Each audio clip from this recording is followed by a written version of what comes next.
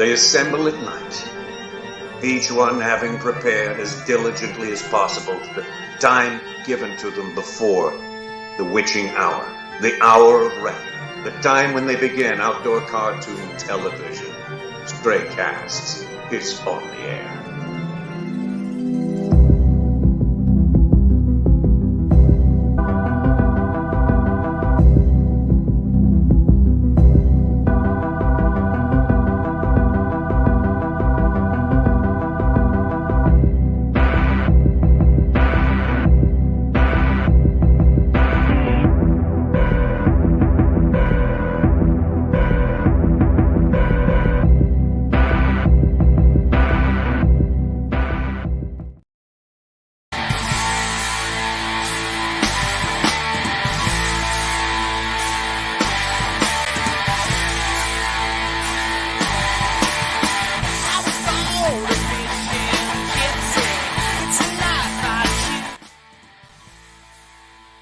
Good evening, glory, hallelujah to you. What the heck's your story?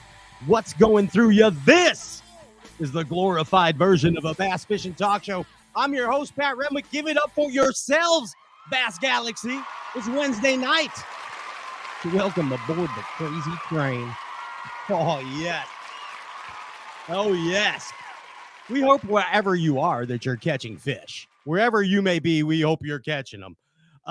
Ladies and gentlemen, a guy that always catches them, the one and only Popcorn Whitaker. It's Ryan Popcorn Whitaker. What's up? Co-hosting the heck out of this deal. He's a captain. How do I look? Ryan, you look amazing. Thanks. I like the thanks. I like the camera angle. It looks really good. And you have the fighter picture up there. Yes. Yeah, you're looking. Ryan, you're a captain.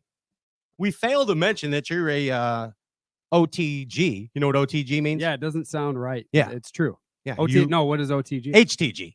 Honest to goodness. Okay. Yeah. Captain. And you I'll are. have to add that to my resume. HTG. HTG. Yeah. Yeah. And Ryan, you're a guide with the captain's license in Chicago. Are you already booking trips for the spring? I'm booking trips for the spring. Nice. I mean, you're the smallmouth guy. Yeah. You're looking for some big lake action. Let's go. Ryan, are you excited tonight about the return of our guest, the one and only Mr. Scotty Martin, fresh off victory? Can I say very excited? Yeah, man, it's been a long time since Scott's been on the show. Yeah. And may I add to this, for the first time ever on Stray Casts, the one and only Miss Hilary Sue Martin tonight with the pop on Stray Casts. Family event. Yeah, it's a family affair. I like it. It should be a good time tonight. Ryan, I mean, the buzz is in the air. There's only 2 weeks to the beginning of the Bassmaster Elite Series. Yes. 2 weeks, bud. Yep. Yeah. It's a good couple until weeks. The band. Super Bowl. Yeah. Bassmasters. Boom. Hitting right in stride. Yeah. Right in stride, like professional sports do.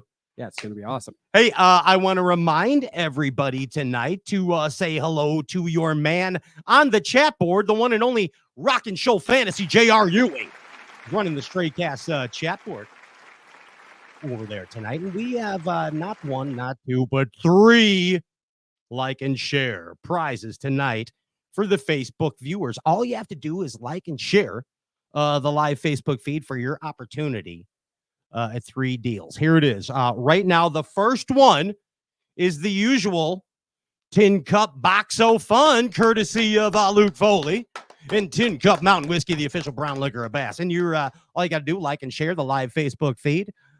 Tin Cup Mountain Whiskey right to your door. It's a fun box of stuff. It's swag and apparel and good things in there. Also, get this. This is a tricky one. So you, in order to win this, you have to like and share the broadcast tonight. Like and share the broadcast on Ryan's solo show, his first solo show coming up on Feb 28th, Ryan. And then also like and share the Texas Toast Stray Cast show. We'll announce the winner on that show. So no, those 2 shows, tonight's show and the show on the 28th. And then the night of the Texas Toast with the 2 Bassmaster Elite Series winners, we will give away a White River knife. It's a $300 value. That's correct. Ryan has one right there. That's the 9-inch fillet Ryan has. So like and share the live Facebook feed tonight and on the 28th, and your chance on, I believe it's I can't remember the date, but it's the one more back in March. Yeah. The Texas Toast Show. White River knives. Here's the final one. Ryan's company, Tightrope. Ryan and JP's company, Tightrope Lures. What are you giving away, Ryan? What are you giving away? A tightrope pack tonight. I give away a spinnerbait and jig pack. Spinnerbait and jig pack. There it is. Like and share the live Facebook feed, and boom, pow, pow. Your chance to win 3 cool things out there in the Bass Galaxy tonight. You know who is the best dang producer in our eyes in the Bass Galaxy? I do. Do you? I know. Do you? I do. The one and only Bass Galaxy. Give it up for Andrew Ellenberger. He's a Ginger Ninja. What's up, Ginge? You're at the office again. They're having a meeting, a board meeting without you. Yeah. Back there. I see Michael making hand puppets. Yeah. Back there. It's a sock puppet. Stanley's doing a crossroad back there. How you feeling, Andy? Good. Hey, Scott Martin's back tonight. I know, it's awesome. And Hillary Sue. And Scott's all jacked up with the Okeechobee win. I mean, he is on cloud 9. He's loving it, and we love it for him. What a cool victory. That was a fun derby. Oh, yeah. Oh, yeah. Hey, Andy, I don't know if you heard, you know who my favorite co-hosts on a bass fishing talk show are? Not besides Popcorn and yours truly, but you know who my favorites are? Your favorite co-host on a bass fishing podcast? Yeah, on a bass fishing podcast that's on the network that you produce besides fishing. Oh, yeah. Brucey and Bradley. Brucey and Bradley. Yeah. That's right. And old Brucey, give it up, Bass Galaxy. Brucey's leading the Bass Nation event. Yeah. Over Eufaula. Yikes. Day 1 leader, Ginge. Look at that. He was talking about that, too, in a Canadian accent. Looked like some tough fishing. He's got 20 pounds. Yeah. That's good. Brucey's doing something. He's doing something out there, Ginge. But yeah, that's and anybody wants to check it out, amazingly produced show by Andrew Ellenberger, the Ginger Ninja, and hosted by Jamie Bruce and Brad Leitner. That's the only comprehensive, in-depth, exclusive show on the opens on the internet in the Bass Galaxy. So check it out, Into the Great Wide Opens. Great job on that, Andy. And it's a fun time. And Choder and good and Jamie, good luck at the derp. We hope you continue. Yeah, keep getting it. Impressive. It's impressive so far. Ginge, let's roll it along. What do you think? All right. Let's yeah. Hey, I want to do we got the gypsy in line? Yeah, he's ready. Let's bring that guy aboard. Let's bring him aboard tonight, ladies and gentlemen. It's the one and only Luke Foley, the Whiskey Gypsy. What's up, Foley? Hey, how you doing? Wait a second. Are you driving and doing the Whiskey Gypsy deal on the Wednesday night on Stray Cast here, the official brown liquor of Bassin, while you're driving? I am. I'm dedicated. I'm dedicated to the show. Holy cow. Plus to the title of being the Whiskey Gypsy, you can't always be sitting still. You know what I mean? Gordon Lee did a whole show like that once. Yeah, gypsies don't sit. Yeah, gypsies got to ramble. You know what I mean? Especially Whiskey. Gypsy's got a gyp. Hey man, that's talent. You must be watching some influencers on the gram and learning how to use your camera as you drive along and give tutorials in the city. But hey, Foles, I'm happy you're back every week here on Straycast, bringing us the Tin Cup Whiskey word of the week. For those that don't know, Luke Foley of Tin Cup Mountain Whiskey brings us every week here on Straycast the official Tin Cup Whiskey word of the week. And whenever you hear that word during the broadcast, you take a little sippy, and it could be a ice cold Coca-Cola, a black cafe con leche. Does that make sense? No, it didn't make sense at all. No. Or it could be a Tin Cup Mountain Whiskey, the official brown liquor of Bassin. But hey, if you take a sip, we remind you, please sip responsibly. Foles, what's the we got Scotty Martin tonight. We got do. Scotty We do. Martin. He's the golden child. I think maybe we go with like Florida or maybe Okeechobee. Okeechobee. You want the people Both to of have them- a both good of them time are gonna be tonight, so- don't ya? I do. So you know, any it's derivative someday of or- Okeechobee. It could be like Big O, Harney Pond. Yeah, exactly. Even aquatic vegetations qualify. Now you really want everybody to have fun. Well, I know that you call people off of work, and if they take sips, I do. please sip responsibly. Stay at the house. Don't drive around like Foley. And of course, Right. you're not driving No. and drinking right now. You're on your way to the park. No, I'm not. I course. drank enough for the whole Bass universe yesterday. Yeah. So Today's an off day. yeah. Travel day. Travel day for the gypsy. You know what I mean? I almost had to call Circus myself trip. off work today. Care of it. So if you need to get called off of work, slip in Foley's DMs, Luke Foley on the gram, and he'll call you off work. Might take his backlogs. I know he's got a backlog going, but slide in there. Foles, the word is Okeechobee. Yeah, that'd be Any fun. derivative of Big O. Big O. Hey. Yeah. Hey, Foles, a couple cool things happening. I know you know about the quality you saw over here at the house of the White River Custom Knives right out of Michigan. did. WhiteRiverKnives.com/stray. Ryan's got the old 9-inch fillet there. I got the M1 capper.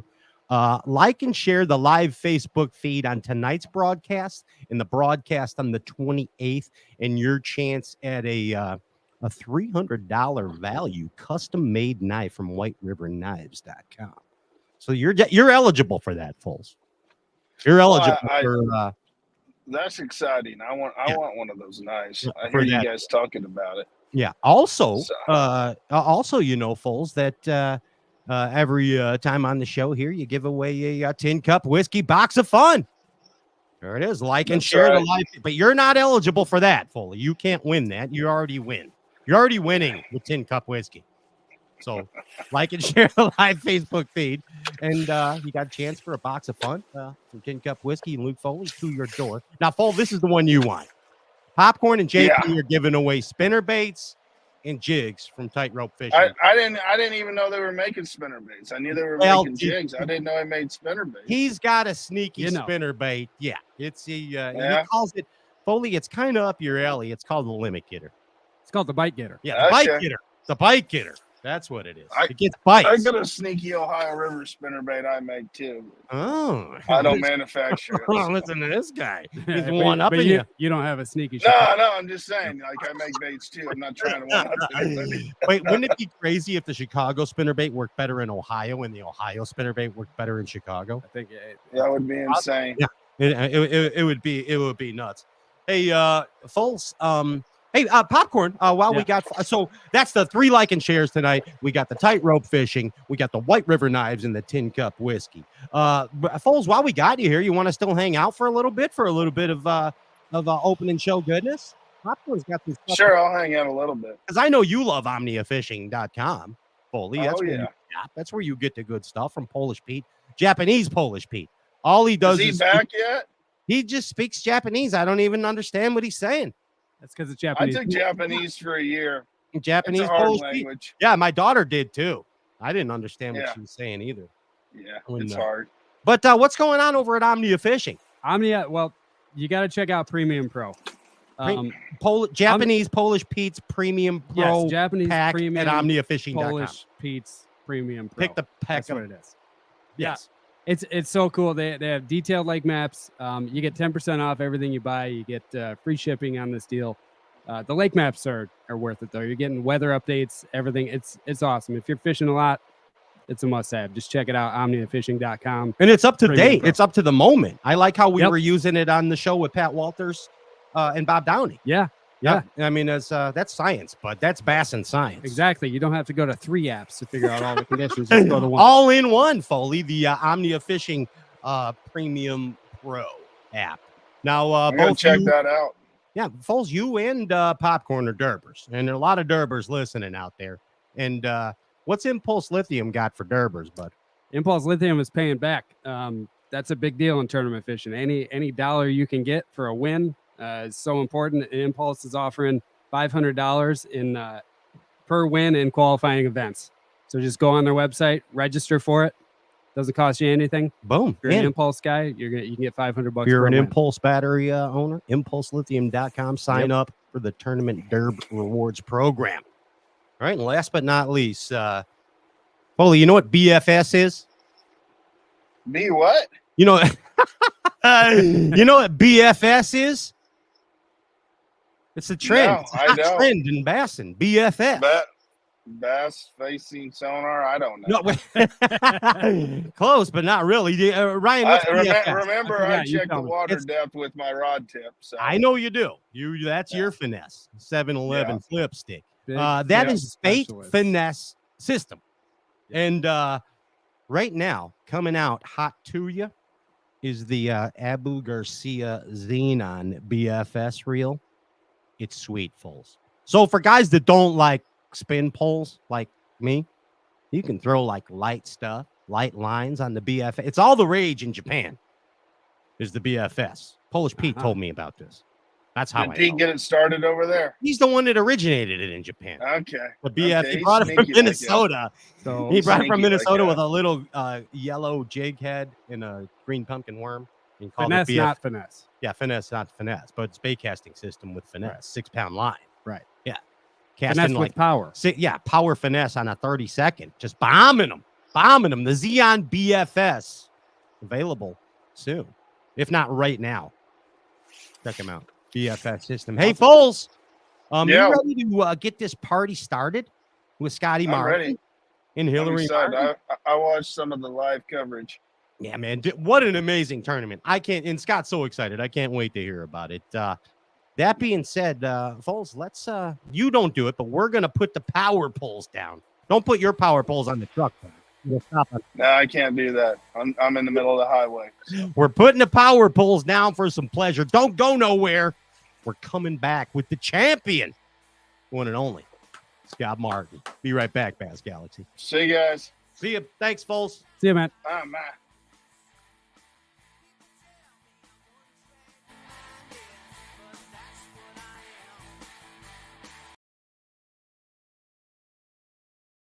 There's a moment when you're faced with a challenge, and just solving the problem isn't good enough, even if that means breaking the rules and shredding apart conventional ways of thinking, all in the name of creating something truly remarkable. With this much control at its command, we didn't stop with just one. We created two incredible trolling motors. Introducing the new Power Pole Move brushless trolling motor. This is the mountain, and this is mountain whiskey. Unspoiled, untamed, forever wild. There's no safety net, no way down. Up here, it's just man, and the mountain, and his tin cup. Tin Cup Whiskey. Mountain whiskey.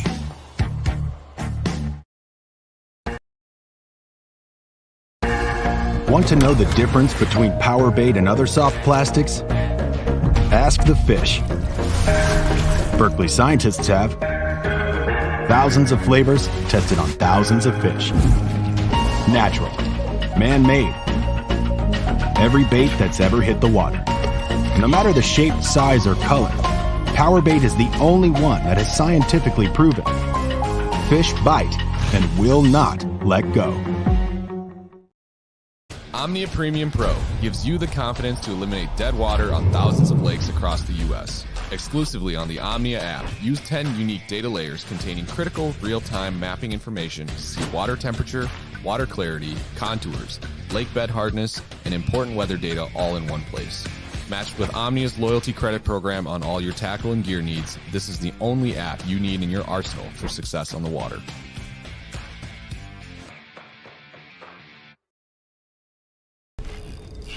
That's a pretty good one. Based in Chicago, Illinois, Tightrope Fishing has been designing and producing high-quality tackle for over a decade. Creators of the Baby Fireworks Super Jig, Bite Getter Spinnerbait, and more, Tightrope products are made by actual bass anglers that understand the need for tested and proven baits that catch fish.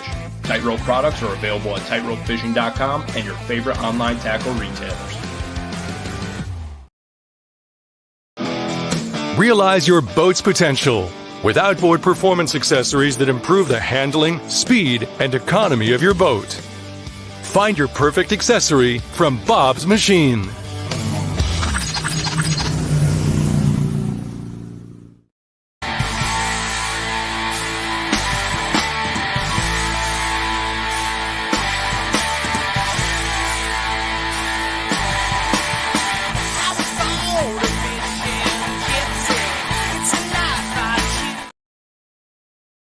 Welcome back. Welcome back. This is the glorified version of a bass fishing talk show. I'm your host, Pat Renwick, and everything seems to be ready. Are you ready, Bass Galaxy? Here he is, the champion, the first Bassmaster Open event of the year,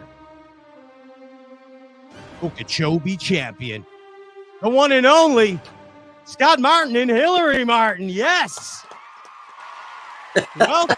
Welcome, Martins.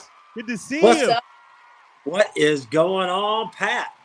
It's good to have you back, Scott, and welcome to the show for the first time ever, Hilary. Good to see you. Roll Tide. Roll Tide. I'm happy to be here. I see. That's awesome. I mean, amazing. And congratulations to both of you and the entire Martin family on such an important victory for not only you, Scott, and your whole family, but the entire Bass Galaxy. Give it up for Scott Martin and the Martin family. Congratulations, bud. Thank you. Appreciate that. It was a special week this last week, and man, I just can't wait to tell you all about it for sure. I'm actually in Tuscaloosa now. I came up to see Hilary. Hilary and I are going to do a fishing show tomorrow on the Warrior River here inside the. It's actually right behind my dorm. It's right here. Yeah. So we're going to go try to get big spots. So she's got sneak spots already. We know big spots like 5, 6, and 7 pound spotted bass live. Wow. Yikes! Yeah. Should be a fun show. Oh yeah, should be. Are you getting out of class, or do you is it an off day, or do you have to call you in sick? So it's actually an off day, which is beneficial for me. Nice. I don't have Thursdays, which is good. So I was like, Dad, you got to get up here. We got to get the show going because they are biting. That's for sure. Nice. She fished a tournament the other day at Gunnersville, got her brand new boat, and launched it at Browns Creek, the ramp there, and went out totally first time on the lake. Ran over there, started throwing a rattle trap. Tell them what happened. So, we were fishing grass. These grass flats are mainly on Lake Gunnersville. And I was actually throwing a chatterbait. My buddy was throwing a rattle trap. And probably 30 minutes in the morning, I'm throwing it. I'm reeling. And then, boom, I leaned into it. I was like, oh, gosh, this thing's giant. And I got it to the boat. It's a 7.2. 7.2. Wow. 7 pounds. So, it was the first fish in the boat. The brand new boat, which was awesome. I was. That is the first fish. Yeah, it's first fish in the boat. Way boat. to christen it. Yeah, setting the bar high. Yeah. Did you deck flop it? Did you flop it on the deck, Hilary? Listen. If in my video you hear me say I'm just gonna flip it, I'm just gonna boat flip it. As soon as I saw the side of this fish, I was like, "Yep, no." I told my partner, "I said, get down there with 2 hands right now. We are not losing this thing." Nice. You were making sure it happened. You had to make sure it happened.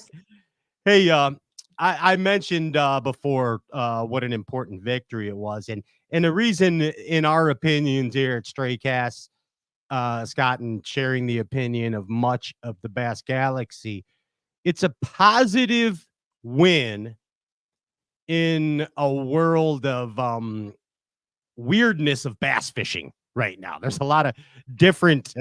There's a lot of forces of positive and negativity in bass fishing right now. And unfortunately, as we see, sometimes the negative forces overwhelm the positive forces. But here comes the first bass victory of the year at the Opens, the first big deal event of the year, and Scotty Martin slams it. I mean, slams it. And I mean, what a 2 hands. It was a 2-handed Jordan type deal. You know what I mean? I mean, you were not playing, Scott. Not playing. And the positivity that came out of that win. Wow, we need that in bass fishing right now, don't you think? Don't you think? I do appreciate that very much. And I have to say the response that I've gotten from Facebook, Instagram, YouTube, etc., phone calls, text messages is like way more than anything I've ever gotten before in my life. It's wild. Yeah, it really is such a blessing. I'm so humbled. It's just been awesome to see the fan base and the whole sport. I mean, I've got text messages from Kevin Van Dam. Nice. I got text messages from Warren Sapp today. He's a big football player. He's like, dude, wow. he said in the message, he's like, Hollywood couldn't write a story better than this. Like it was cool. It was really cool. So the support that I've got from everybody has just been overwhelming. Again, I'm just super humbled and very appreciative of all the support. And I'm glad that it had a positive impact. I mean, it's just such a special deal. I mean, I can't believe it. I really can't believe it happened, to be honest with you. Like, I don't really think it all sunk in with the weight and how many pounds I had. Like, I was just going through the motions, and I was so focused on just keeping my composure in the moment, keeping my blinders on. I never knew how much weight I had. I didn't weigh any fish. I didn't know about records. I didn't know how many pound lead I had. I mean, I try to just get all that out of my head, and I didn't want to know. Like, I heard a little chatter about breaking this record, and I didn't do the math in my head, so I had no idea what that even meant. You were just bassing out on your home pond, weren't you, Scotty? You were just out on I was a bass ninja, is what I was doing. Nice. I want to take it back here. All right. What year were you born, Scott? 75. 75. So Roland and Marianne gave birth to Scott Roland Martin in 1975. And I think it's important. You told us this before when you were on the show, that the Scott part comes from who? Scott, where does the Scott part of your name come from? It comes from Ray. Comes from Ray Scott. From Ray Scott, which is crazy. Whenever I was born, my dad called Ray Scott and told him that, hey, Ray, we had a little baby boy, and Ray was like, "Wow, that's great! Congratulations! What's his name?" And my dad said, "Well, we haven't figured out the name yet. We're kind of trying to figure that out right now." Back then, they didn't know what the sex was going to be, and so Ray said, "I'll tell you what, Roland, you name him after me, I'll give him a lifetime membership to Bass." So my dad thought that was a heck. Always the salesman. Yeah. Oh, yeah. So he thought that was a heck of a deal. He went back and told my mom, like, I got a great name. I think Ray said we can get a free membership out of the whole deal for Scott, and we'll just name him Scott. Ray. We'll name him Ray. And my mom said, Ray. He doesn't look like a Ray. I can't do the Ray thing. I don't see Ray. But maybe Scott. Actually, Scott works. If Ray Scott's good with Scott, I'm good with Scott. So that's how it all. So at birth, within a day old, I had a lifetime membership to Bassmaster. That's outstanding. You are the golden child of Bassin. Then it's a prophetic, right? Isn't it, Scott? Think about that. All right. I mean, all right. Let's do it this way. I think we had you on when you first came back to the Elites, and then we had you on another time clowning around with Matty Robertson, I think, right? Yeah. Yeah. But I want to take you back to a time in 2019. All right. Now, in 2019, Hilary, in case you're not aware, your dad ruled a league called FLW. You ever heard of that league, Hilary? I was aware. I know you were. And I mean, pretty much you won a cup in AOY. I think 8 victories there, Scott. And pretty much, I say this respectfully, the poster boy for FLW fishing. You were kind of, when people thought FLW, they were thinking of Scott Martin. Yeah. And you made a decision in 2019 to go fish. Now, am I did you fish the opens in 19 or 20? Let me ask you, Scott. 20. 20, because you qualified. 21 was your first year of the Elites. Correct. 20, yes, 20. Yes. So with all that being said, you're basically ruling FLW. Now comes the Bass Pro Tour in 2019. What is spinning in your head? The Golden Child, named after Ray Scott. What's going on? Yeah, so here was my plan, I guess. Yeah, you are a man with a mission.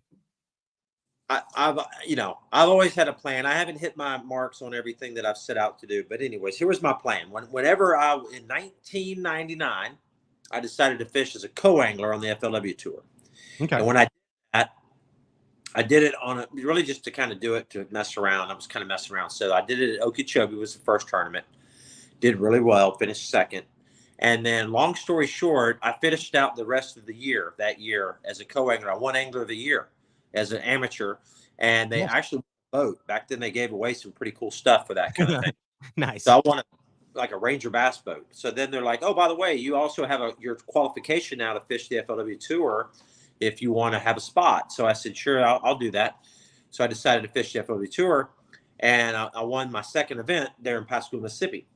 But I stayed on the FLW tour because I wanted to not be in my dad's shadow with just jumping in the Bassmaster thing. I get it. I wanted myself do my own thing and try to make my own. I mean, to be honest with you, Pat, how am I going to break 19 tournament victories, and how am I going to beat 9 Angler of the Years? I mean, that's pretty much like impossible. Okay, I'm realistic here. So why not try to just make my own mark on FLW? It was a great opportunity. You know, they were on ESPN. They were changing the sport. They were doing great things, and big payouts, of course.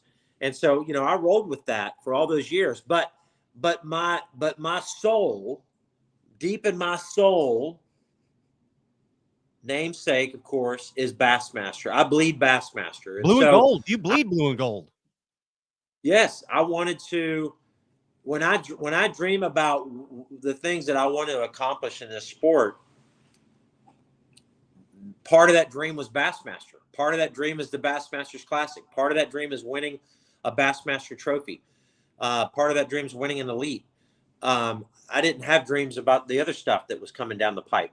So, you know, that's when it was a pretty easy decision for me. And I'm sure I'm glad I did it, because I feel at home over here, you know, on the Elites, and hanging out with the whole crew at Bass and fishing with all the guys. It's an unbelievable group of guys there on tour, and I'm having such a blast. And so, you know, that's how it all transpired, you know. And I had to fish the opens. It wasn't easy.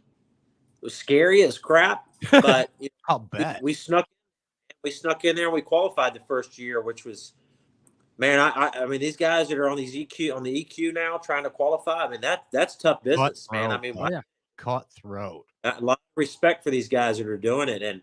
And so, but I'm glad, you know, and I'm glad that I did it the hard way. I earned my way in, you know, the way that you're supposed to.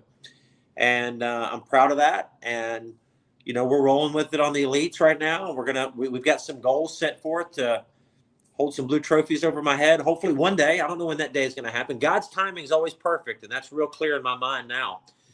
And I'm just going to do what I can, fish as hard as I can, and you know, I feel good. I've got a lot left in me, and we're just going to go with it. And as a bass fishing fan, and Ryan, feel free to contribute on this. I think that I've noticed since you've come back to the Elites that you're more of a man with a purpose in bass fishing now. So we've even seen, okay, you're tightening up your Durbin abilities the best you can with the cutthroat competition that you're against in the Elites. And you're trying to get every angle you can. You're probably in the best shape of your life, Scott. You look great right now. I know mentally you're feeling good.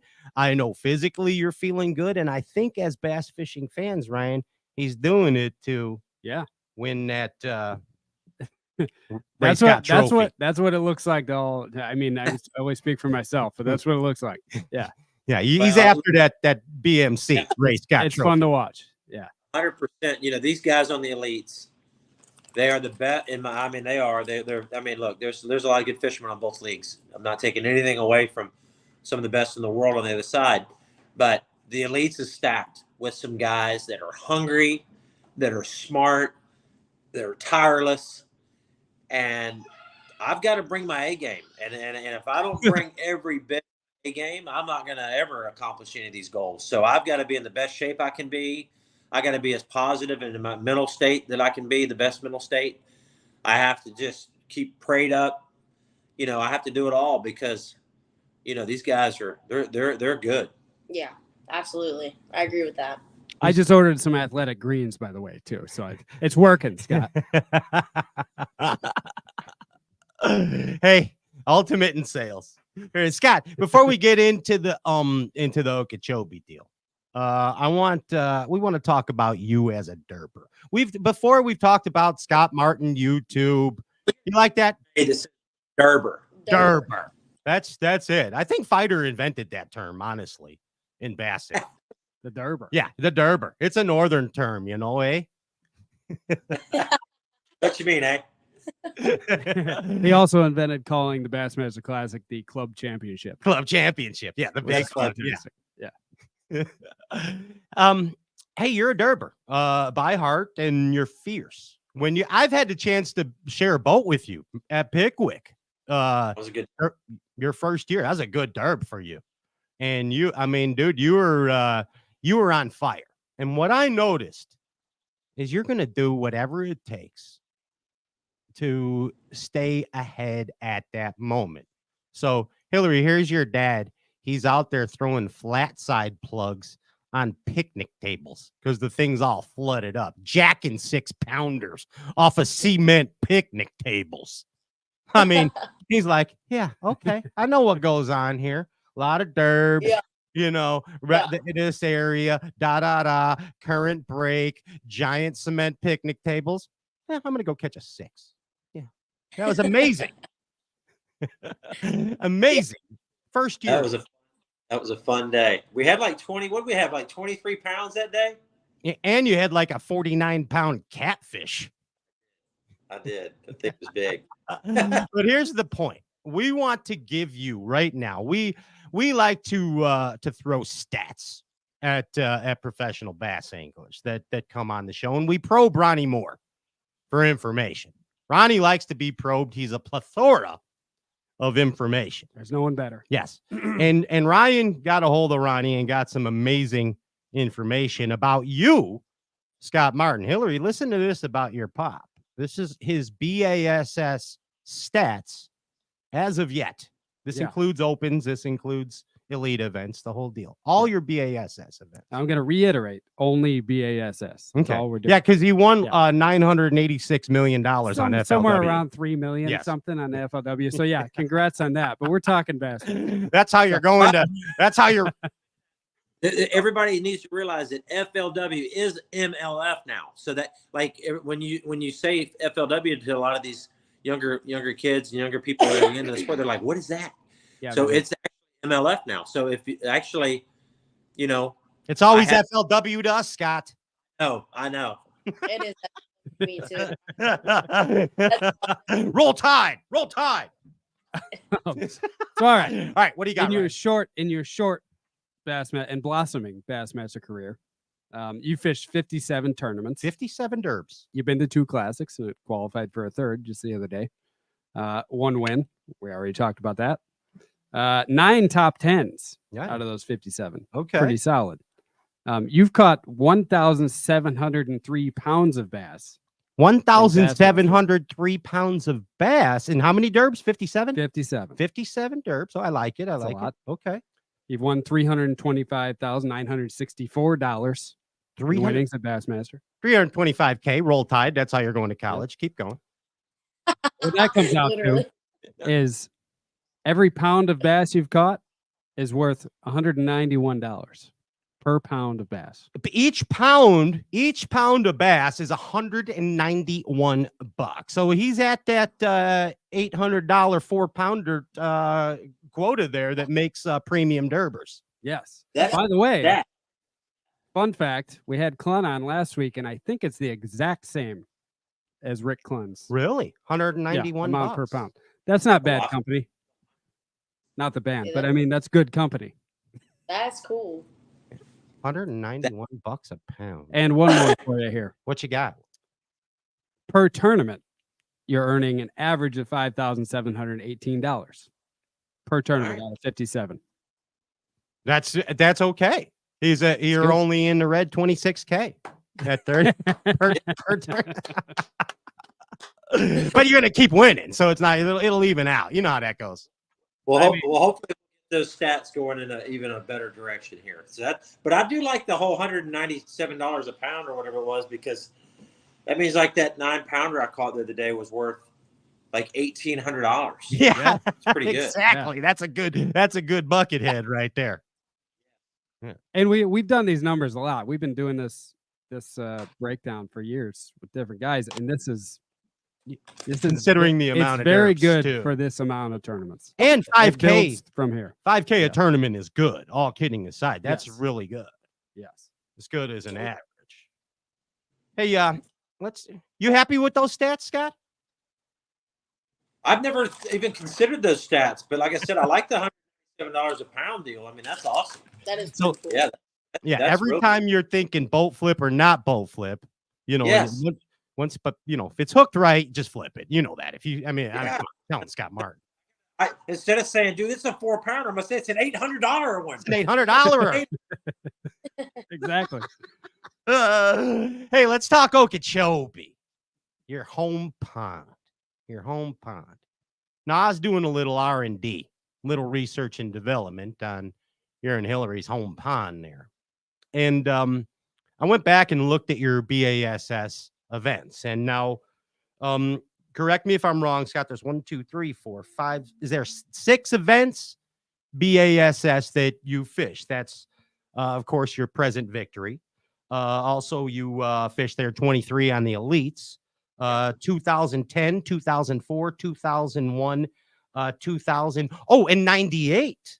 98. Let us not forget the important, maybe the most important, besides your victory here in 24, was that first ever Okeechobee tournament in 1998.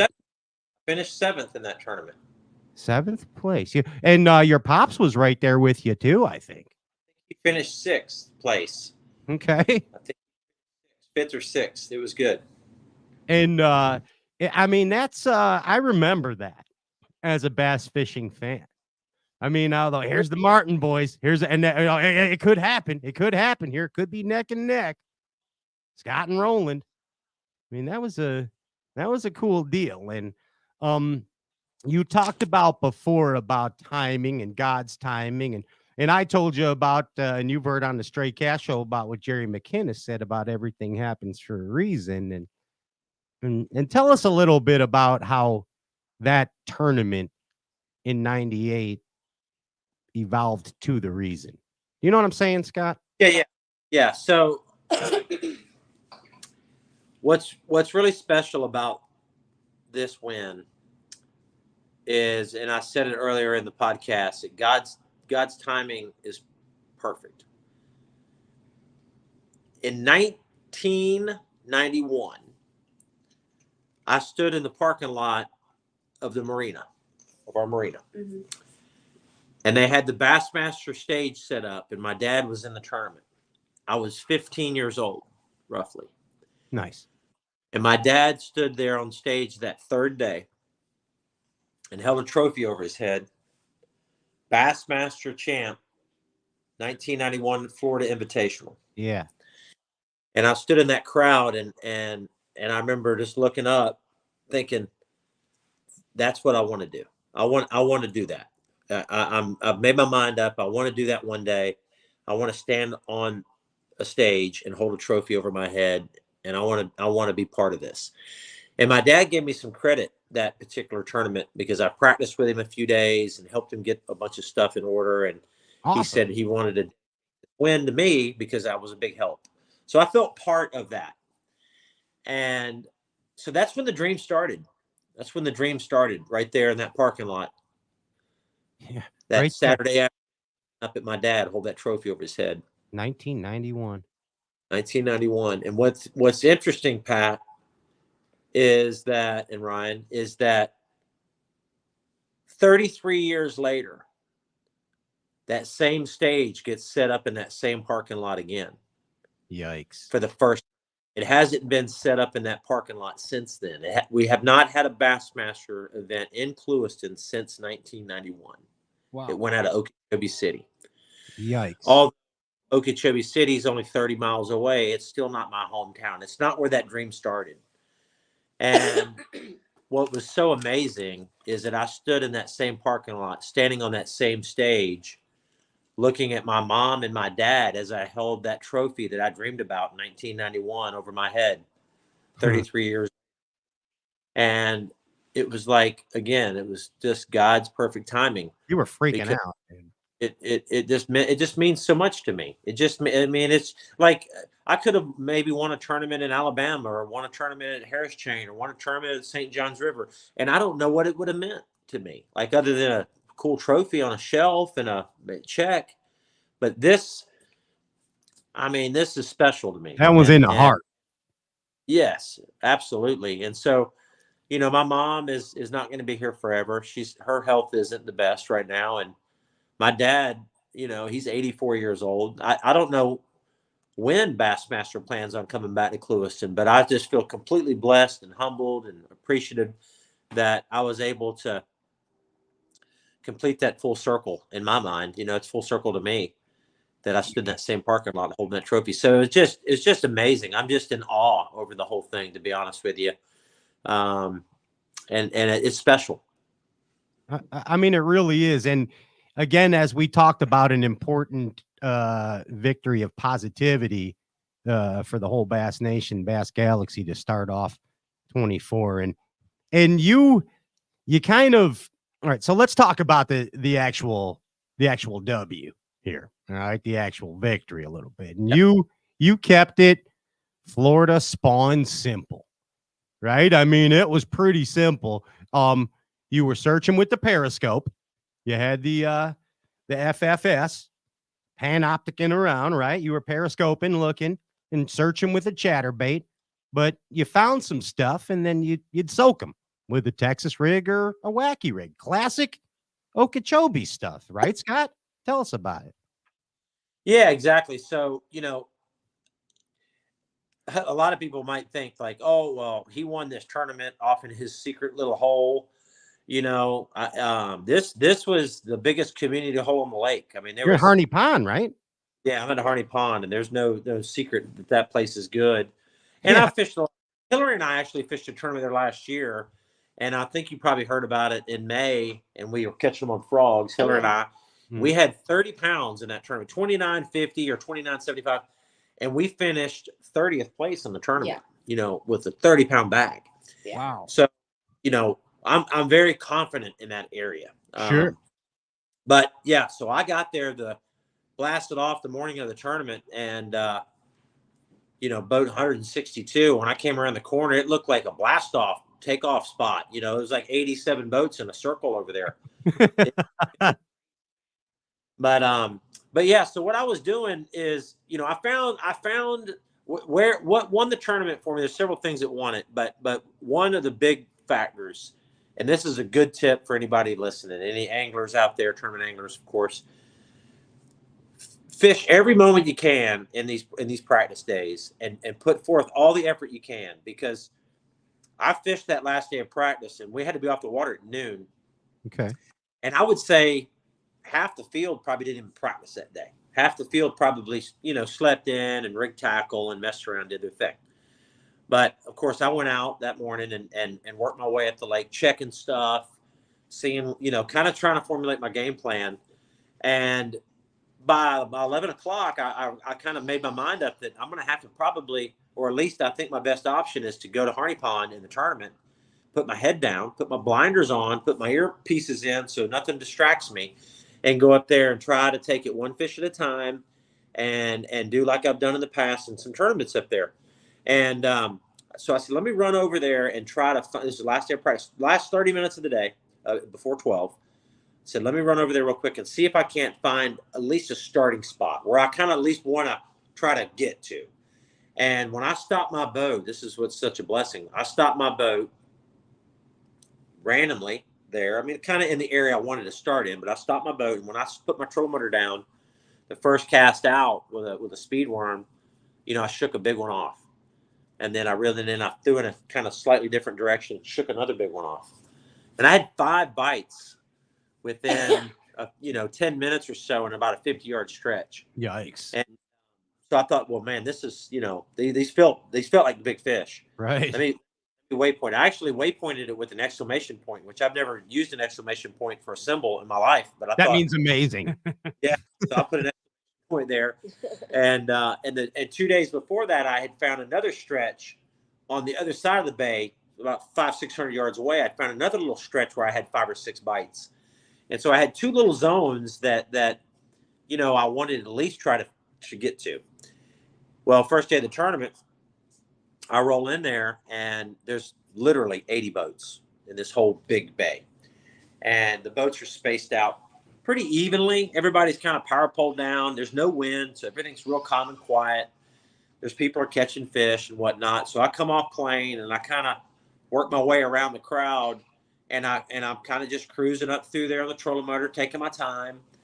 And I'm looking at my unit, and I'm looking on the water, and I'm like, okay, I'm looking at my exclamation point, and I realize, well, that's about the only decently open spot there. Like, it's just like, it's open. Like, there's not really a boat sitting dead on where I want to be. So, okay, why not?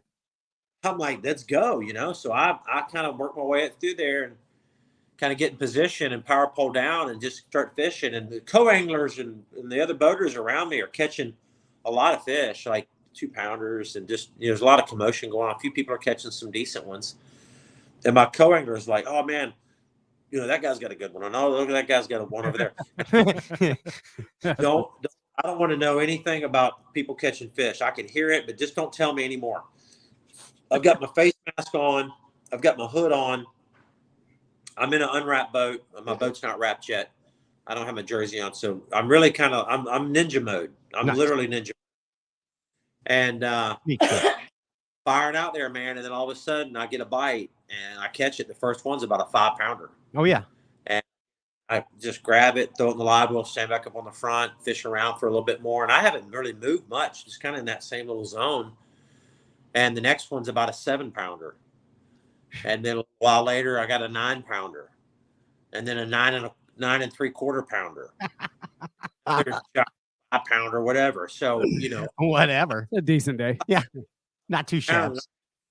I haven't moved really 50 yards from my exclamation point. So I'm right there in that little zone. That's a blessing, man. I mean, that's really fortunate I found that little zone. Now, what it was and what I was doing, how I was catching them, is it was a lot of cattail clumps under the water, dead cattail clumps. Right. And underneath. Under the water, yeah. Because see, what happens is they made that area to open it up for fishing, but the roots stick up off the bottom, 2 feet, 3 feet, and if the water was at 14 feet, those tops of those cattail clumps would almost be at the surface, but the lake had come up quite a bit from that rain that we had this late season, and the lake's at 16 too. So, it's like 5 feet of water in there now. Oh, all right. So I would take sonar and I would look around and find those clumps, and there would be bigger clumps and smaller clumps, and I would also see some fish swimming around on the Panoptics as well. But the majority of what I was doing was really just finding those underwater clumps, and I just kept fan casting, in and around that clump, just like it's almost like a brush pile, like you're fishing a big brush pile. Sure. But I slow, and the one key to my success with that was I was trying to find the cleanest spots. So I'd make a cast, and if I worked my bait through there, and it came back all mucked up with dead, decayed plant material and stuff, I would then throw a little bit to the right or left of where I threw before. And a lot of times I would find a clean zone. Little slick spot. Good, clean, sandy bottom. And that's what those fish would relate to so much those fish were getting ready to spawn. There were some spawning, but a lot of them were just moving in there to spawn. And those fish react on Okeechobee pretty well to a bigger bait. So I was throwing a bandito bug, which is a bigger creature bait, black and blue. I was throwing a bigger worm as well, and even throwing a bigger paddletail worm. Just fishing it extremely slow, and those bigger fish were reacting to it really well. You know, I didn't catch a lot of fish. I mean, I would say that people around me caught 3 and 4 times the fish that I caught as far as numbers, but they were catching a lot of little 1.5, 2 pounders, 3 pounders, etc. And I probably only caught, man, no more than 10 fish each day. And but on average, of course, they were a lot bigger. Good ones. Yeah, and you know, I just got really fortunate with that because I don't. As I looked around, I never really saw anybody. Everybody I saw was throwing smaller baits, drop shots, and wacky worms. Even I caught one big fish on a wacky worm that last day. It's the only one I caught on the spinning rod. And you made us nervous. I'm glad I caught it. Oh my gosh, that thing was, when it bit, man, I set the hook on it and it didn't come up at all. It stayed down and was shaking its head, kind of crazy. Like I was, might be maybe a catfish or something. It was kind of feeling strange. Yeah. And then when it came up and jumped by the boat, like, oh my gosh. I mean, it looked 10 pounds, straight up 10 pounder to me.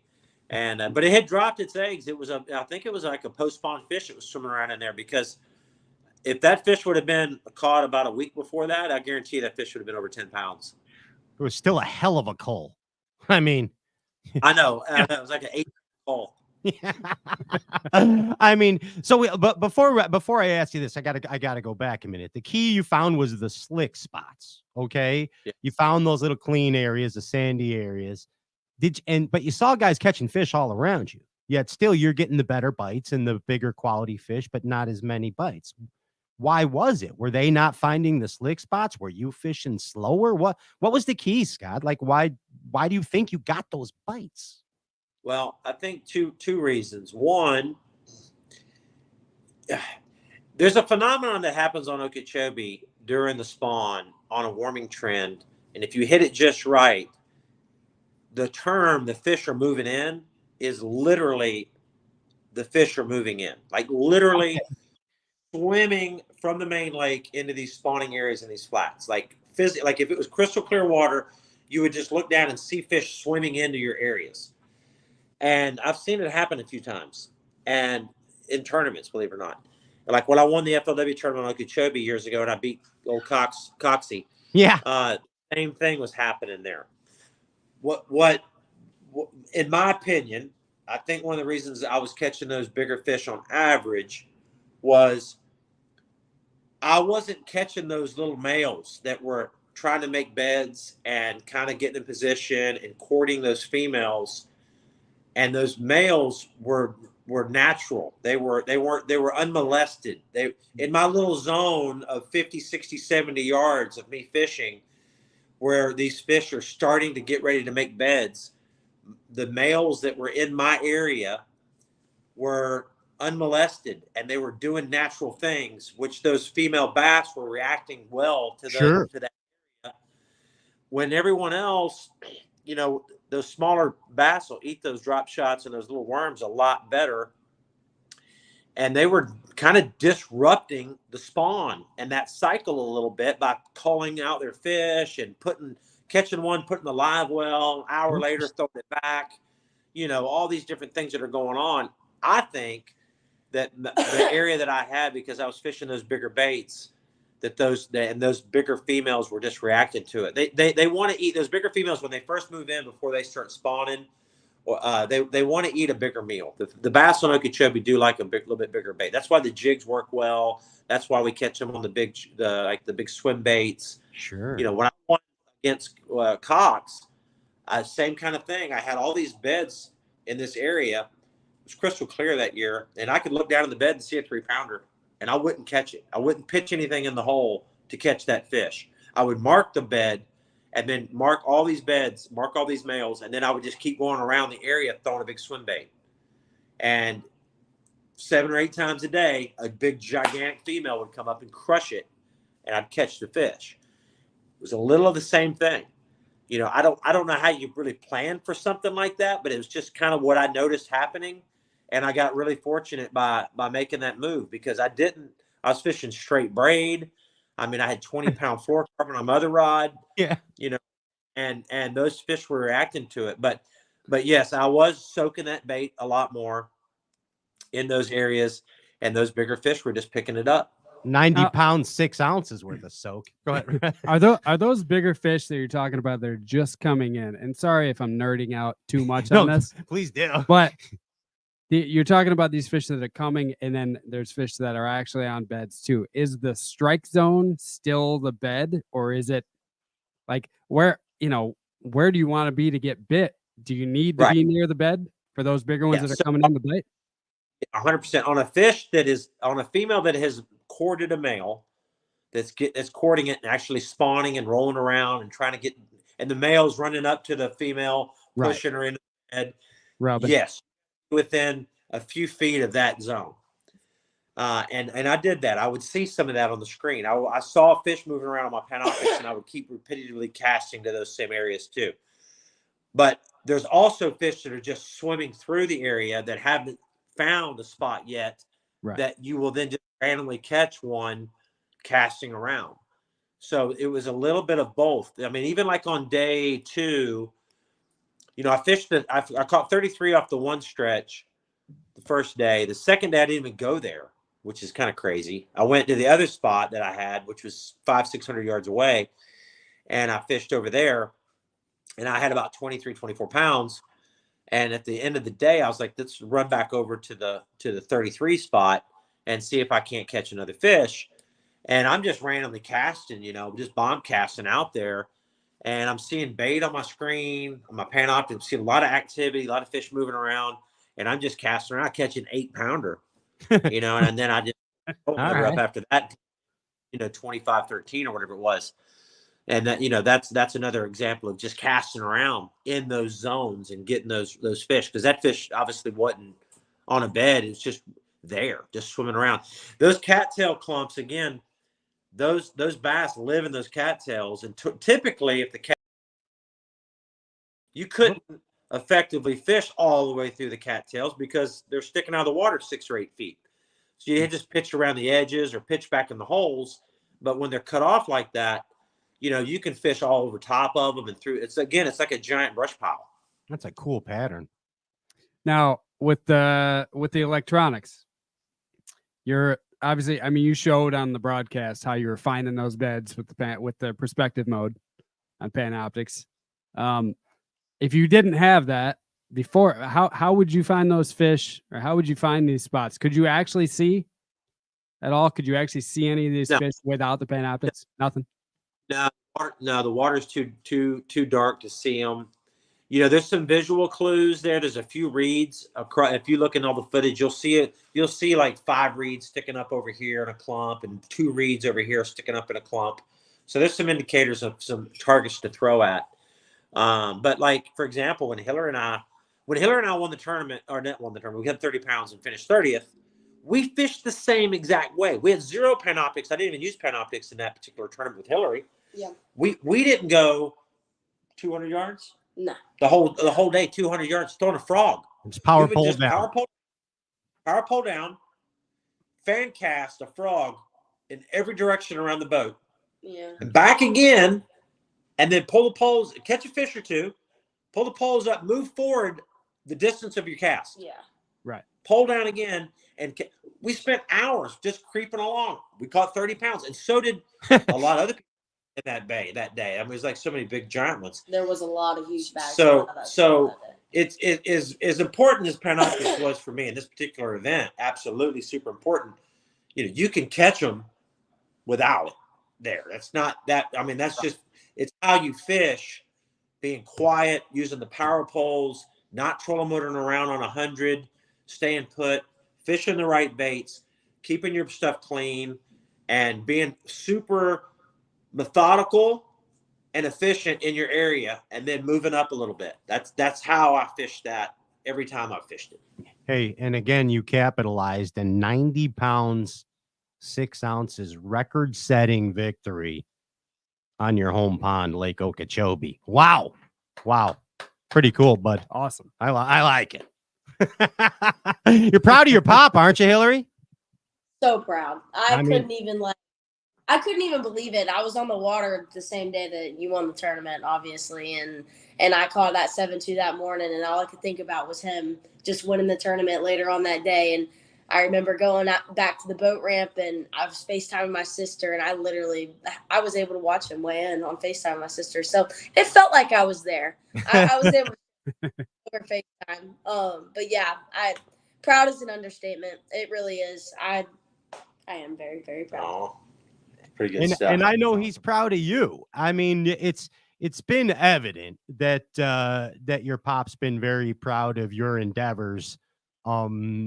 That since you started, how many years you've been at this? I remember hearing about your YouTube probably about 19 or 20, 2019 or 20. Does that sound right, Hilary? Yeah.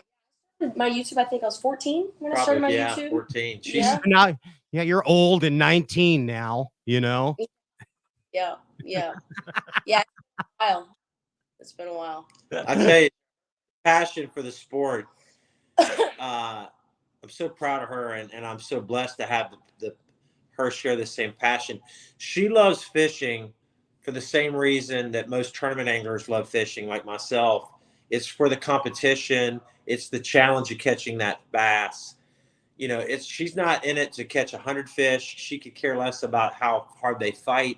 It's the challenge of figuring out that bite and learning that lake and figuring out that puzzle. She is addicted to figuring that out. Yeah, she doesn't want to back to the boat and let me run the trolling motor. She wants to run the trolling motor and make the decisions and figure it out. And I'm so proud of that because she loves the sport and loves fishing for those reasons, that's why I think it makes her a very competitive angler. Hilary, it's obvious, clear and present that you are a member of the Martin family when that red light goes on the camera. You are a natural.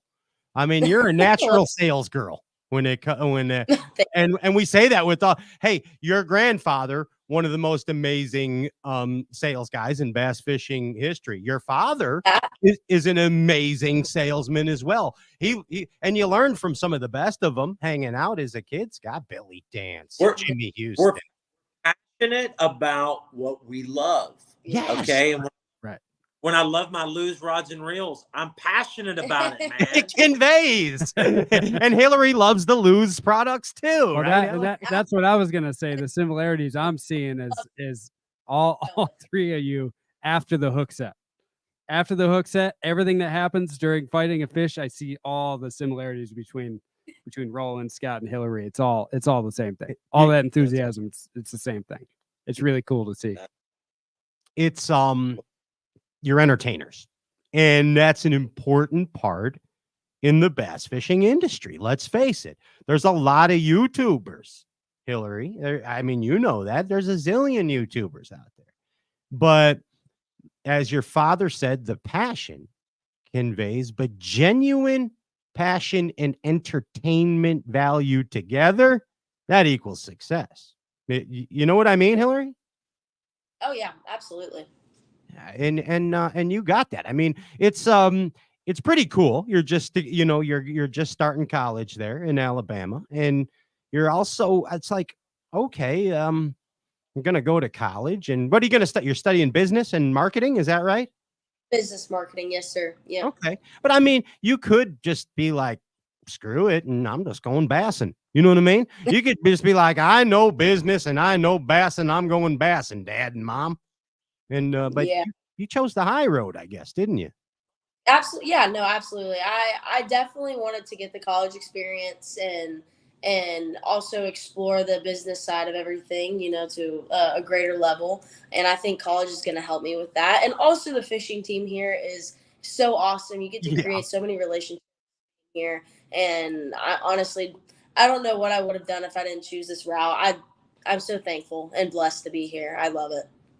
And it's kind of perfect that since, Scott Martin, your dad, named after Ray Scott, and Ray Scott being from Alabama. Ray Scott really is Alabama, and Bassmaster is Alabama, I guess. And now Hilary Sue, you're part Alabama. It's just a natural part of the progression. You know what I mean? You see that, Scotty? You see what I'm saying?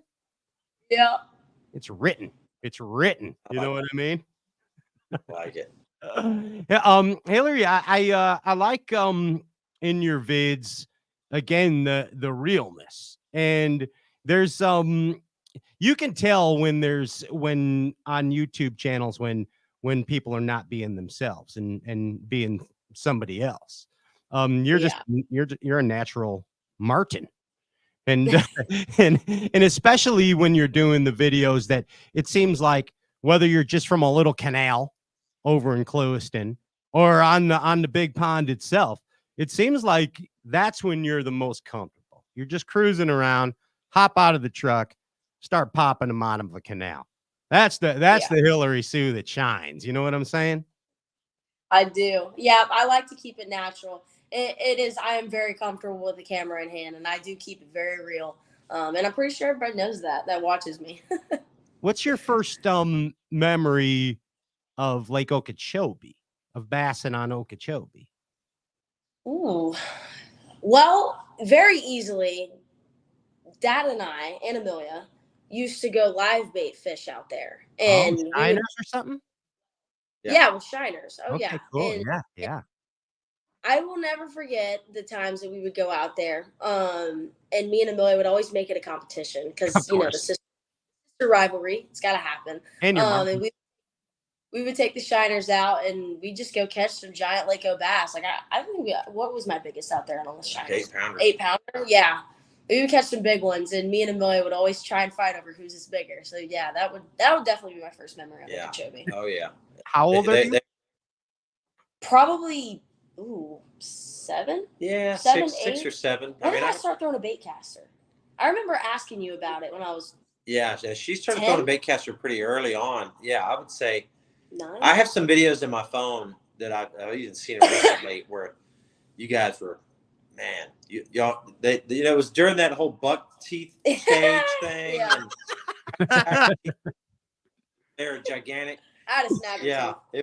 it was that, but they were throwing rattle traps and dragging worms, Mhm. and Hilary was so competitive that if Amelia caught a fish bigger than Hilary would start saying, "Who's this bigger? Is mine bigger? Is mine bigger?" Like Hilary always wanted to make sure that she had the biggest one, but it's and Amelia, she's actually really good at fishing. I always kid around.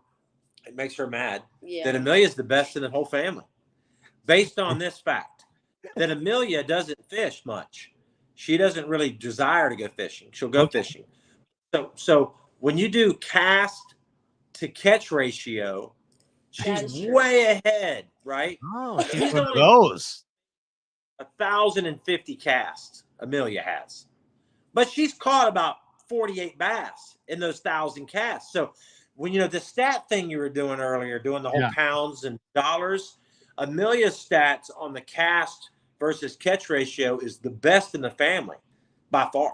If you can give me those numbers, I could do pounds per cast. If you want to get those over. Pound per cast ratio. I love it. Hey, Hilary, when did you first realize that your pop was a big deal in his field of bass fishing?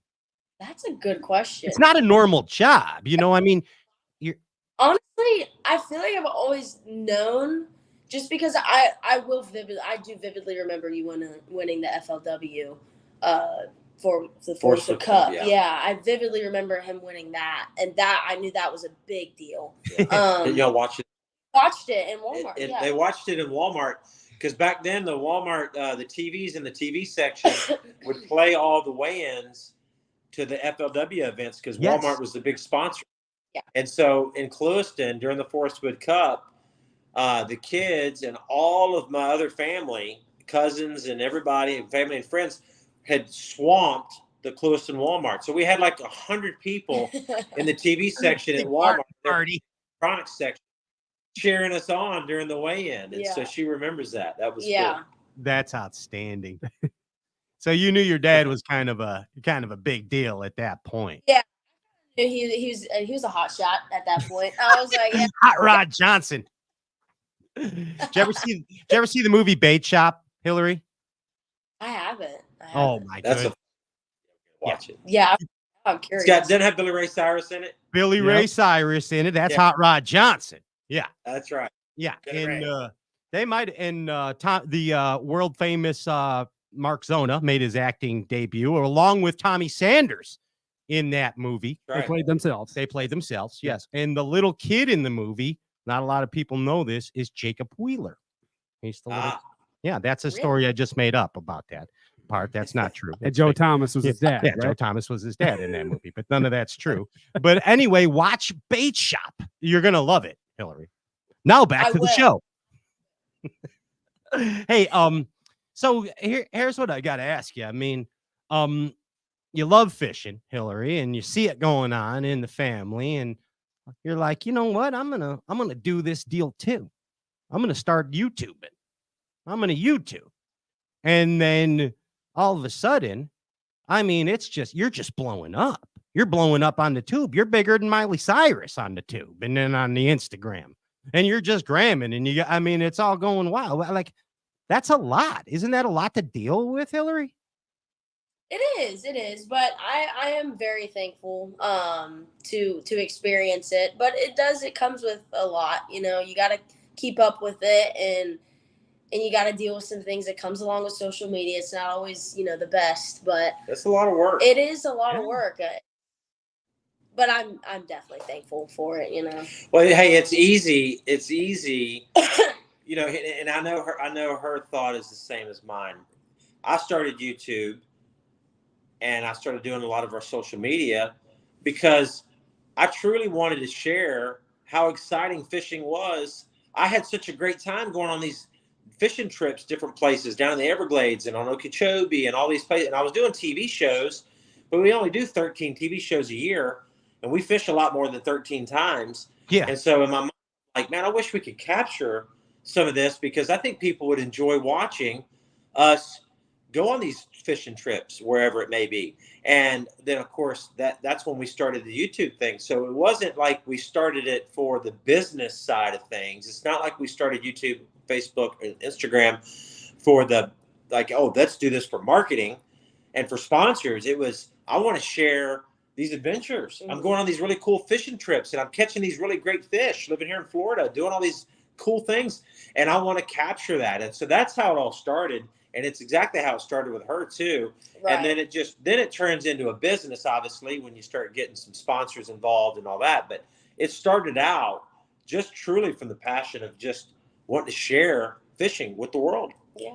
When I was 14, that's exactly what I was thinking. I was fishing the canals. I didn't really go on the lake that much. I was young.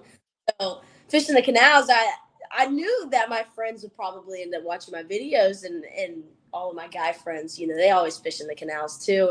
And we'd have a competition.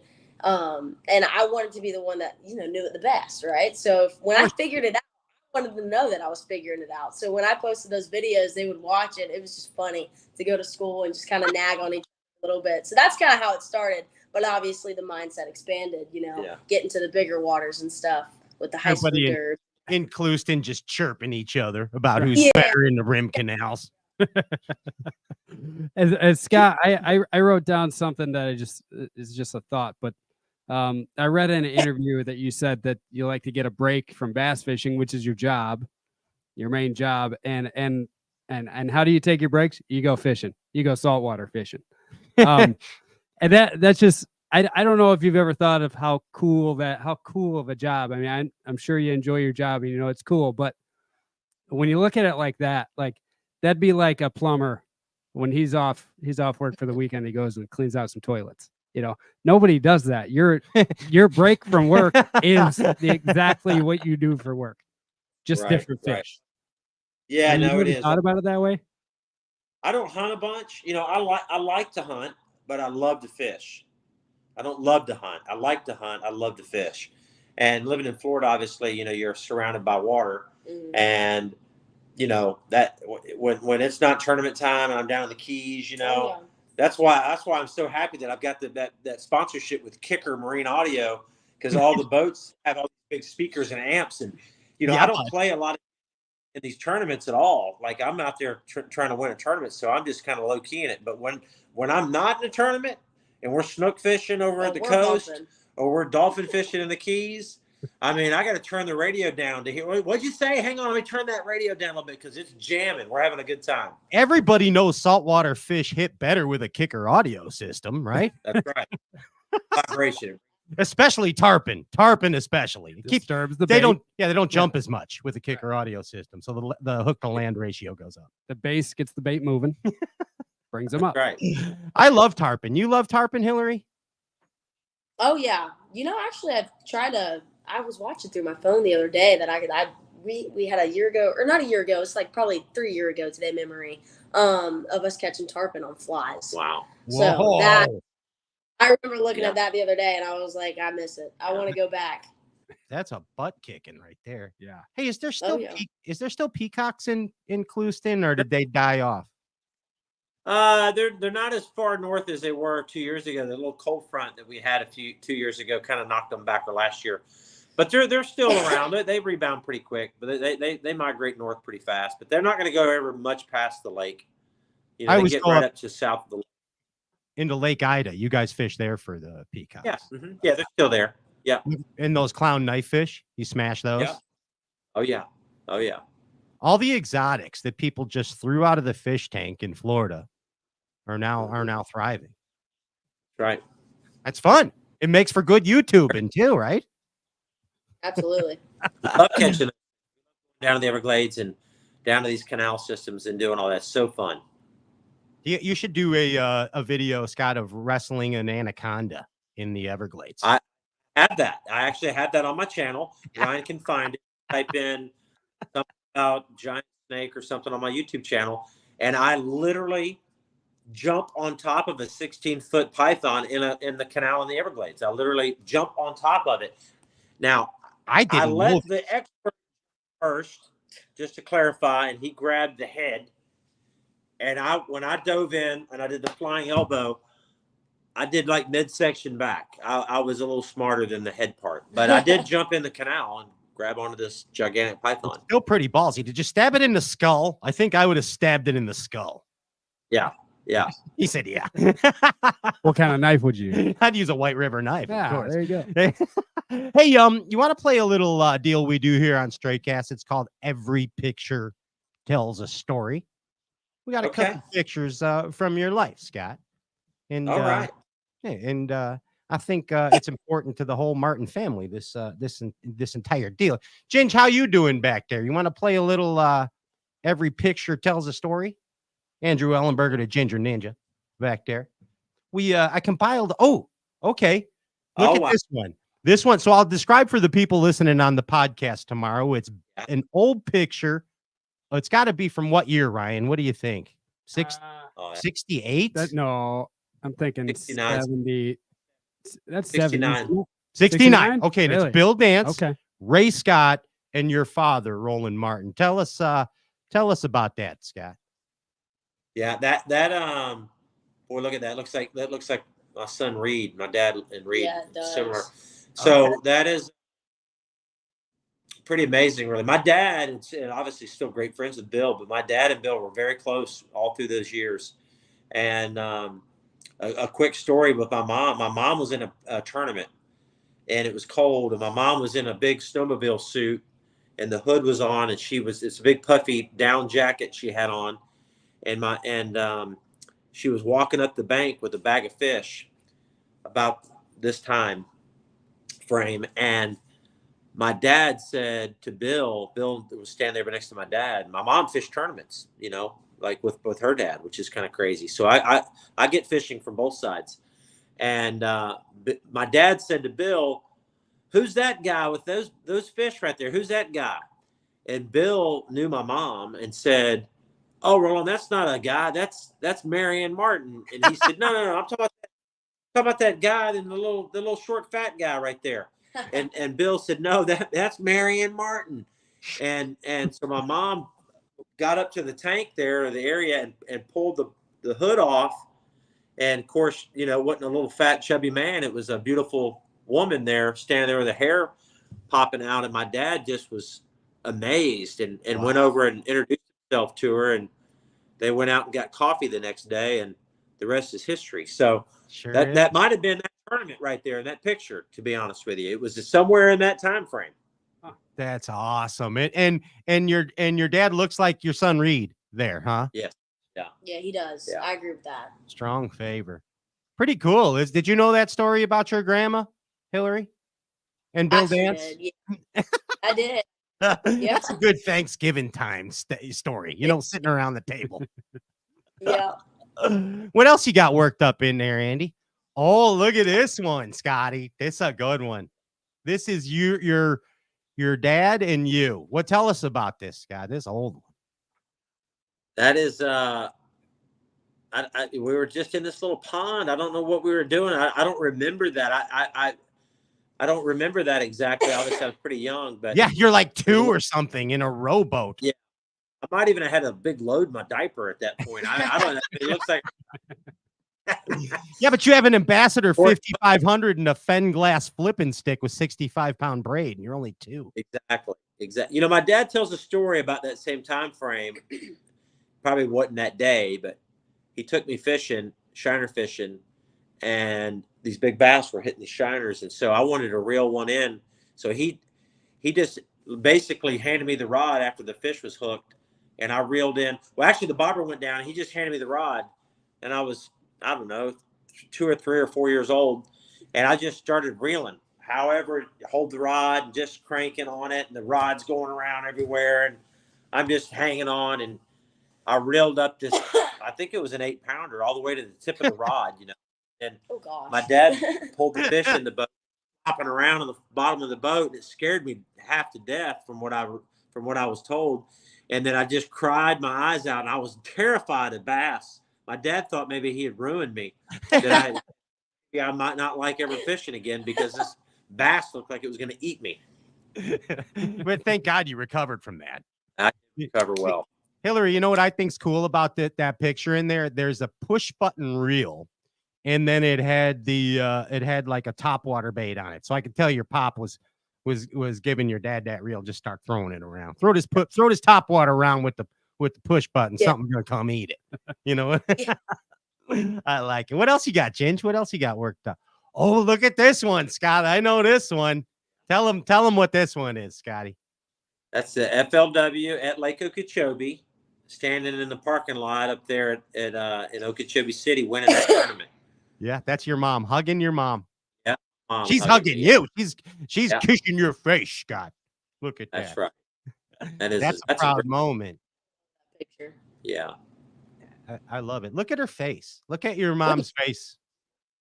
Yeah, that's a proud mom, and you too. Gosh, look at that. Yeah, I know, right? What did you say? Look at what? The visor. Oh yeah, the visor looks good. I think you should bring that back. Cut the top out of, by the way. If you look closely, that's me just taking a pair of scissors on a hat and making it a visor. You went all custom, bud? You went all custom herb visor? Now it's a custom visor. Holy cow. You could start why aren't you doing that still, Scotty? I should bring it back. Yeah. Hilary, you can do it at least for the channel. Yeah, I could do that. For the gram or the channel. You got to do it. All right. What else you got, Gingy? Let's see. Oh, look at this one. Look at this one. The whole fan family. Look at this. That's awesome. That's that's the crew. That's the Martin crew. That's Jacob and Reed. They're 23 and 24 now. Yeah. And Amelia and Hilary. Yeah, and my wife Suzanne. Amelia's 16. I'm about to be 19. That's awesome. And where are you guys at there? Is that a family vacation? Yeah, that's Florida Keys right there. That's awesome. And everybody, I mean, a fishing family. It's like whether everybody in the whole family's fishing or not, fishing is the Martin family. There's no doubt about it. I have gills right here. And webbed feet.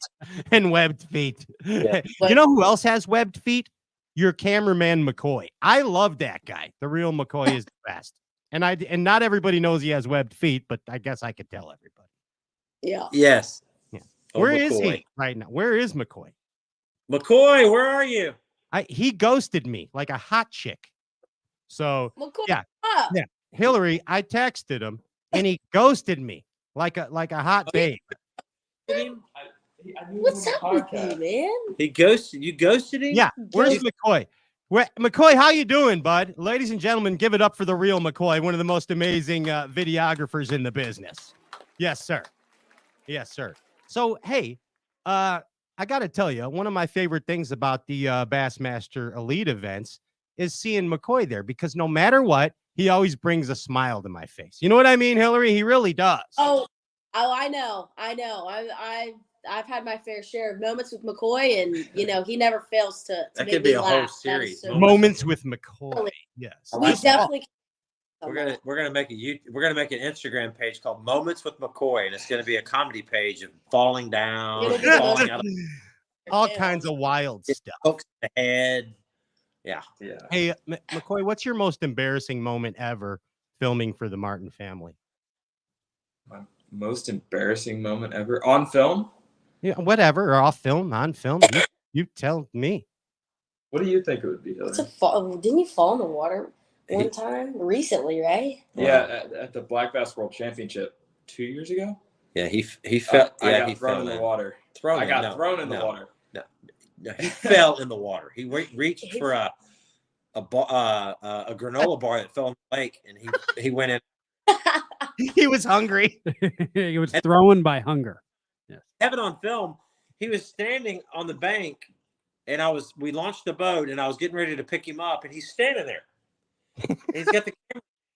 It just collapses and just falls down. Like, what are you okay? It's like he got sniped, like somebody sniped him. So, gosh, I got homework. I have to watch Scott wrestle in Anaconda and McCoy fall in after a granola bar. This is amazing.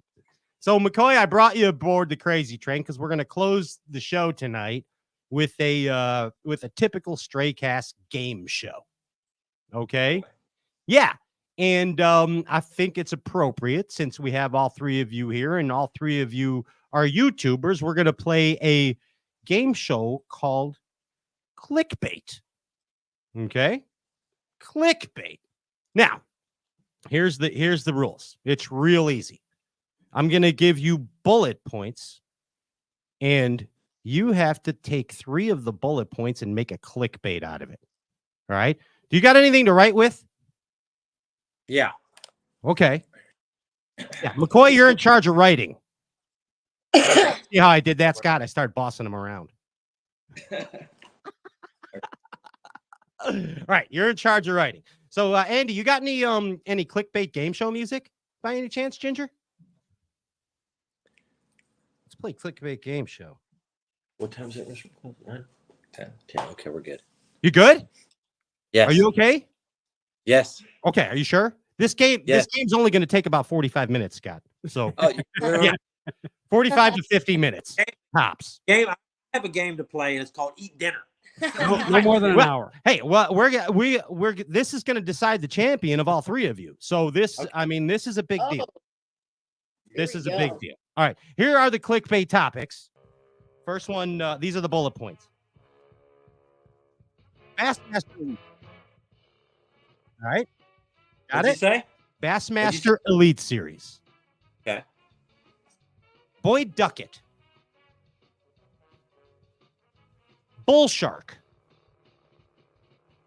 Taylor Swift. Forward-facing sonar.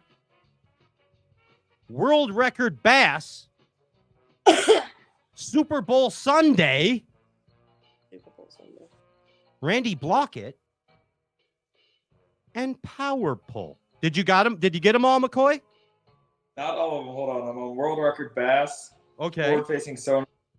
Can you go back through them real fast? Okay. I'm going to go back through them and mark them off. Bassmaster Elite Series. Yep. Boyd Duckett.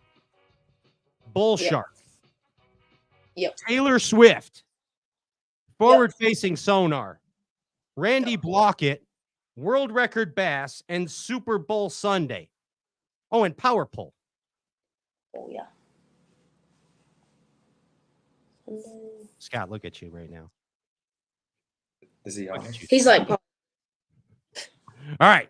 So, all right, here we go. So now we got put in front of everybody, McCoy, so you guys can all see them and take a look. See, now which one of you wants to make a clickbait first?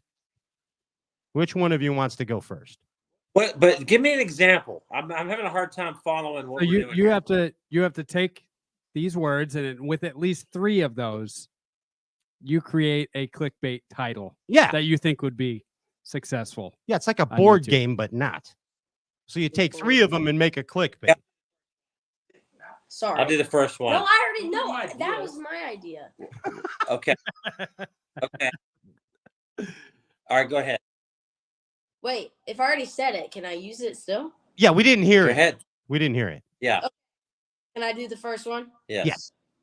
Taylor Swift uses forward-facing sonar to catch a world record bass. Boom. Nice. Okay, that's strong. That's strong. That's getting clicks. Very strong. That's getting a lot of clicks. I would click that. Yeah. Yeah. I would click. So you That's use easy. Taylor Swift, world I don't- record bass, and FFF. FFS. That was Yeah. yeah, FFS. That was good, McCoy. Who wants to go next? You want to go, Scotty, or Yeah. But I go next. I'll go next. on Super Bowl Sunday, Randy Blockett catches a bull shark using forward-facing sonar. That was literally what I whoa? was gonna do. He used 4, but it's Scott Martin, and he's the champion. So we're going with that. Okay. Super Bowl Sunday, Randy Blockett smashes a bull shark using the forward-facing sonar. Yes.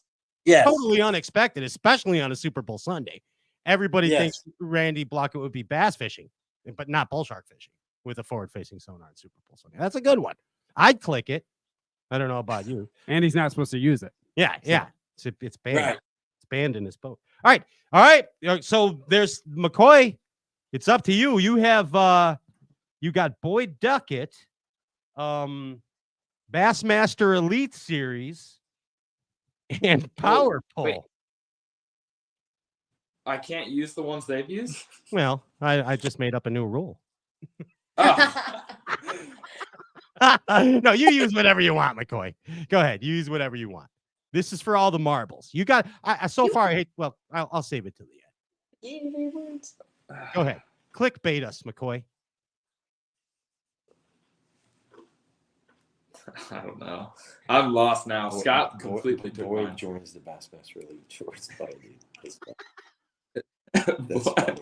Boyd Oh, that Duckett is actually funny. joins- Yeah, it is. Boyd joins the Bassmaster Elite Tour. Boyd Duckett joins Bassmaster Elite Tour on Legends Exemption. Let's throw that in.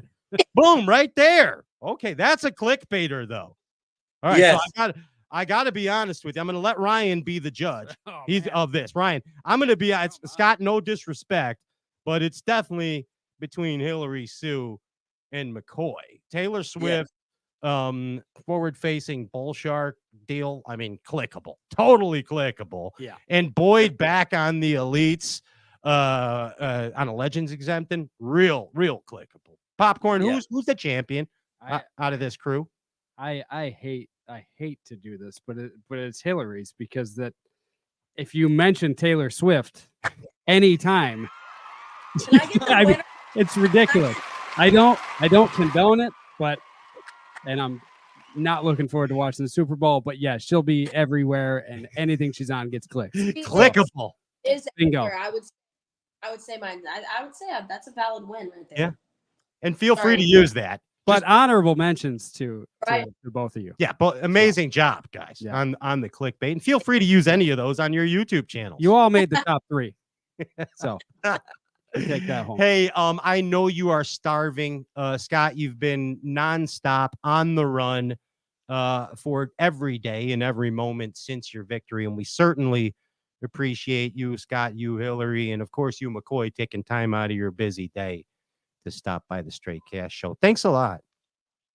Thanks for having us. Absolutely. Yeah. Thank you. Thank you so much for having us. Yeah. Oh, it's our pleasure. We look forward to having you again soon, and we'll see. Well, we see you all in. You'll be in Texas, McCoy. I don't think you'll be in Texas, right, Hillary? Probably not. No, but Scott, it's all starting in 2 weeks, bud. I know. It's gonna be a lot of fun. Ladies and gentlemen, give it up one more time for the Lake Okeechobee champion, Scott Martin. Yeah. See ya. Congrats Peace. and thank you guys. Take care. That's the Martin. Take it easy. Later, bud. Yeah. Ladies and gentlemen, Scott Martin. That's a bass fishing prophecy there. Yeah. For him to win on Okeechobee. It's so awesome. Pretty amazing. I didn't know that about the location either. But since 91, and that was the first time, that's crazy. Oh yeah. Yeah. Pretty So cool. Makes the hair on your neck Cosmos. stand up. Yeah. Pretty wild. Things line up. Yeah. Right, we Triple got some stuff to give away before we get out of here, don't we? We have we're not again, you can still like and share for the White River knife deal, which we're giving away on the Texas show. I have winner names, by the way. Oh, you do? Do I have cup and tightrope? Okay, good. Yeah, you do those. Do those tonight. I want you are the official winner giveaway, and all they got to do is direct message J.R. Ewing Rock and Show Fantasy on the Stray Cast Facebook page, and we'll get them prizes out to you. Ryan, what do you got first? Who's up first on the plate? Let's do Tin Cup first. The Tin Cup Mountain Whiskey Box O Fun giveaway. Box O Fun Who you winner. got? Tin Cup Box of Fun winner, Matt Moore. Matt Moore. No Congratulations, less, Matt. but more. Matt Moore. Yeah. You won the Tin Cup Whiskey Box O Fun. I like it. Popcorn, you got a very special first time ever since your reemergence on the glorified version of a Bass and Talk Show. Tightrope giveaway. I'm going to kill this last name, but yes, the winner of the tightrope, spinnerbait, and jig, bite getter spinnerbait, firework jig giveaway. Eric Krpicek. Eric Krpicek. Krpicek. K-R-P-I-C-H-A-K. That sounds like a region guy. Krpicek. I recognize that name. I think he yeah. might be a tightrope guy. Oh, Eric. Yeah, Eric. All right. I've seen the name before too. And Eric, thanks for your support of Stray Cast always throughout the years. And of course, thanks for liking and sharing the live broadcast tonight. Now you won some dandy tightrope jigs. Why do I keep repeating things? I don't know. Voice. And if he wants to just message us direct too, that's fine. Also, unless he wants to go to Stray Cat, we'll go to Stray Cat. Go to don't break the system. Go right to JR Rock and Show Fantasy on the Stray Cast on the Stray Cast book face page. Yes, and then he gets the information to Pop Cornelius or JP High, the hip hop fisherman, and then you get a bundle of good stuff right to your door. Hey, Bass Galaxy, it's been another fun Valentine's Day. Ryan's got his basket. We're off that. And I'm traveling on my way to the Elite Series on Toledo Bend. So we're off the 14th and then the 21st. And we return with Ryan's first ever solo show on the 28th.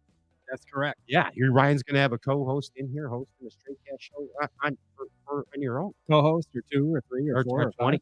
Place could be packed. You never know. My mom's Might going to be be. mad. I'm going to tell her to make extra tater tots for everybody. Yeah, I told her about the tater tots. She said, okay, maybe. Ryan, it's a thin raft, this raft of bass fishing. Good luck to our horses in the race at the Bass Nation event, especially luck, Jamie Bruce tomorrow. Yeah. And Joe, pick it up. Let's get it going. Hey, we'd like to thank Omnia Fishing, OmniaFishing.com for your support of this show. Sims Fishing. We stay looking groovy in Sims clothes. Bob's Machine Shop, all jacked up with a Bob's jack plate, Impulse lithium batteries, power pole up and down for pleasure. Tin Cup Mountain Whiskey, thanks for your giveaway tonight. Berkeley Fishing, Abu Garcia Fishing. We stay afloat on Crestliner boats. Waterland Sunglasses, throwing shade appropriately.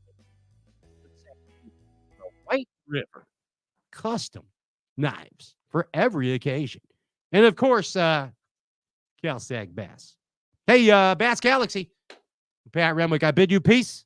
Peace, I bid you. Ryan Whitaker, have an amazing evening.